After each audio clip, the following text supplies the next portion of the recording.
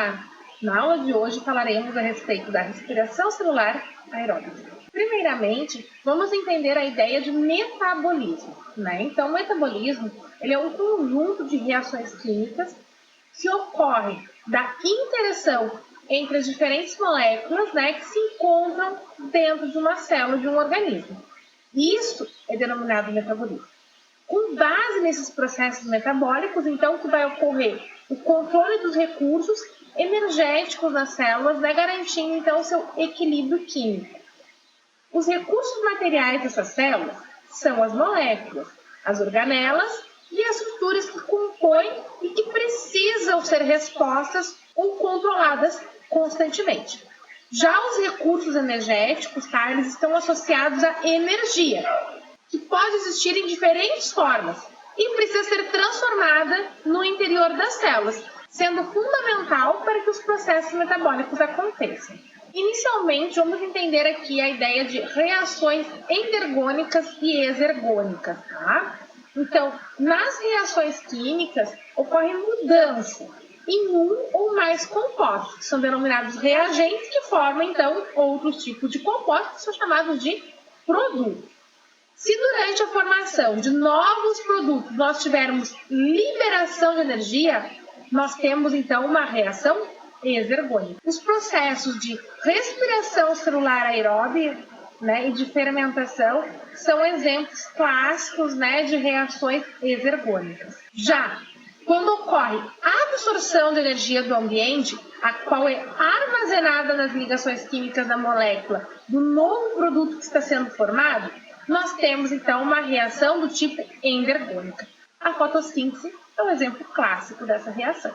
Mas afinal de contas, o que é ATP? Então a ATP é uma molécula, né, que é formada por ribose, adenina e 3 fosfatos. Por isso, ela é chamada de adenosina trifosfato, ou simplesmente ATP, e fornece energia para impulsionar as reações das atividades celulares. Então, essa energia liberada na degradação de moléculas no interior de uma célula, ela é transferida e armazenada nas moléculas de ATP.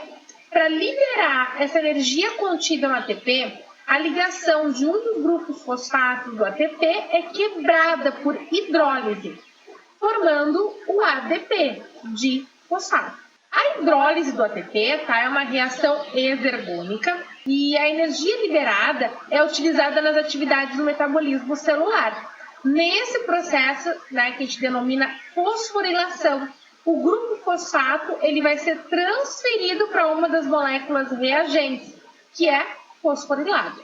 Genericamente, né, a síntese do ATP na fotossíntese ela é chamada de fosforilação, mas precisamente de fotofosforilação, pois a energia do processo depende, né, da luz. Essas moléculas de ATP, tá, elas são recursos energéticos que podem ser renovados, pois ao perder um grupo fosfato, ele torna-se um ADP, adenosina difosfato, molécula que pode se ligar a um outro grupo fosfato, absorvendo então energia e se transformando novamente em ATP. Esse processo se denomina ciclo do ATP e alterna reações endergônicas com exergônicas, né? Dessa maneira, então, grande parte, tá, das reações do metabolismo celular vão envolver energia da molécula de ATP. Além, tá, da adição de grupo fosfato na molécula de ADP, né, para transformar em ATP, a troca de energia nas células ela pode acontecer pela transferência também de elétrons. E quando isso acontece, a gente tem uma reação de oxidação-redução, ou oxirredução, ou ainda reação redox. Isso acontece quando um átomo, um íon ou uma molécula perde um ou mais elétrons, né, o que a gente chama de oxidação, e outro recebe, o que a gente chama de redução. O hidrogênio ele é um elemento químico que está envolvido nessas reações de transformação de energia nas células. A realocação desses elétrons entre as moléculas orgânicas libera energia e por meio do hidrogênio esses elétrons são transportados nas diferentes etapas das reações, o que caracteriza também uma reação de oxirredução. Algumas moléculas do interior da célula apresentam afinidade pelo hidrogênio e acabam transportando a diferentes reações. Entre essas moléculas, tá, estão o NAD+, né, nicotinamina adenina dinucleotídeo, e o FAD+, flavina adenina dinucleotídeo.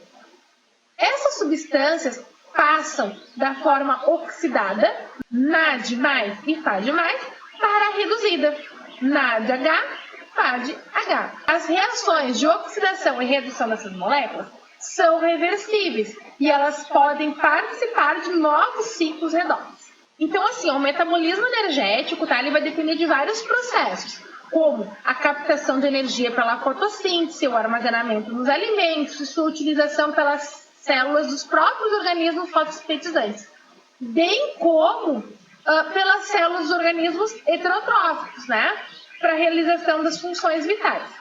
Por meio da respiração celular, que esses seres vivos, então, eles vão degradar a glicose produzida ou na fotossíntese ou ingerida por meio da alimentação para obter energia sob a forma de moléculas de ATP. Quando as ligações de ATP elas forem rompidas, ocorre, então, liberação de energia para a realização das atividades celulares. O processo de respiração ele pode acontecer de duas maneiras, né? A respiração aeróbia, que é com a utilização do oxigênio, que nós veremos na aula de hoje, e respiração anaeróbia, sem a participação de oxigênio, será a nossa próxima aula. Essa respiração celular aeróbica, tá? Ela é uma forma de utilizar a energia armazenada nas ligações químicas de uma substância e provocar a reação de suas moléculas com o oxigênio. Esse processo se denomina combustão e trata-se, então, de uma reação exergônica, ou seja, libera energia. No interior da célula, tá? As altas temperaturas das combustões poderiam queimá-las instantaneamente. No entanto, um conjunto de reações químicas possibilita a ocorrência de quebras gradativas das ligações químicas da glicose, liberando energia em pequenas quantidades, para ser utilizada, então, pela célula. A respiração aeróbia consiste em sucessivas reações de oxidação, em que ocorre a retirada de átomos de hidrogênio ligados ao carbono de moléculas orgânicas, como a glicose. Os hidrogênios retirados durante a respiração aeróbia são combinados com o NAD e com o FAD. E essas sucessivas transformações da glicose, formando diversas outras substâncias até produzir o dióxido de carbono e a água, ocorrem em 3 etapas: glicólise, ciclo de Krebs e cadeia respiratória. Veremos agora uma a uma. A glicólise, tá? Ela acontece no citossol da célula e consiste na quebra da molécula de glicose em 2 moléculas de piruvato, com liberação de hidrogênios e produção já de ATP. No início desse processo, a ativação da glicose vai acontecer adicionando 2 fosfatos em sua estrutura. Esses fosfatos são provenientes de 2 moléculas de ATP. Com a quebra da glicose, gerando então 4 ATPs, o saldo energético líquido da glicose é de 2 ATP. Além das 2 moléculas de piruvato, ocorre também a liberação de 4 íons de hidrogênio, que se unem com a NAD, formando NADH mais H+. Essa primeira etapa, tá, ela não depende do oxigênio, porém, se ele estiver presente, a glicólise ela é seguida pelas rotas metabólicas da respiração aeróbica, que é o ciclo de Krebs e a fosforilação oxidativa. O ciclo de Krebs, tá, ele recebe essa denominação em homenagem ao bioquímico, né, que foi o principal responsável pela sua descrição.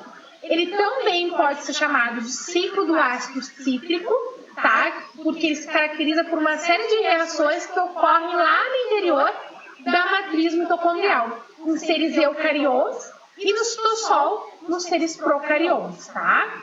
Aqui, o piruvato produzido lá na glicólise entra na matriz da mitocôndria, perde uma molécula de CO2 e reage com a coenzima A, formando acetilcoenzima A. O ciclo de Krebs ele se inicia quando o acetil-CoA está ali em cima, ele se liga ao ácido oxaloacético produzindo então o ácido cítrico, que passa gradativamente por uma série de etapas enzimáticas e ao final do processo ocorre a recuperação da molécula de ácido oxaloacético, reiniciando então esse ciclo. Durante o ciclo de Krebs, é observada que ocorrem desidrogenações, que são retiradas de hidrogênio, descarboxilações, que são retiradas de CO2, e liberação de prótons, de H+, e elétrons, Com a energia dos elétrons, então, são produzidas moléculas de ATP. Nesse conjunto de reações cíclicas, os principais produtos são dióxido de carbono, que é eliminado do organismo, e transportadores de hidrogênio, utilizados na formação de água e energia de elétrons, a qual será usada na etapa seguinte. O saldo energético após o término desse processo é de 2 moléculas de ATP. A respeito da cadeia respiratória e fosforilação oxidativa, são 2 processos que estão associados às cristas mitocondriais e ocorrem consecutivamente. A fosforilação oxidativa é o estágio final do metabolismo produtor de energia, responsável então pela síntese do ATP nesses organismos aeróbicos, E a condução dos elétrons necessários para a síntese de ATP, ela é realizada pela cadeia respiratória, ou também chamada de cadeia transportadora de elétrons, que corresponde a um conjunto de moléculas fixadas na membrana interna das mitocôndrias, que são chamadas de citocromos. A maioria dos componentes da cadeia são proteínas, existentes em complexos números, de 1 ali até 4, por onde passam os elétrons. A cadeia transportadora de elétrons, ela não produz ATP diretamente. Ela direciona os íons de hidrogênio removidos, nas etapas anteriores, para o oxigênio, formando água e liberando energia, utilizada então para sintetizar o ATP.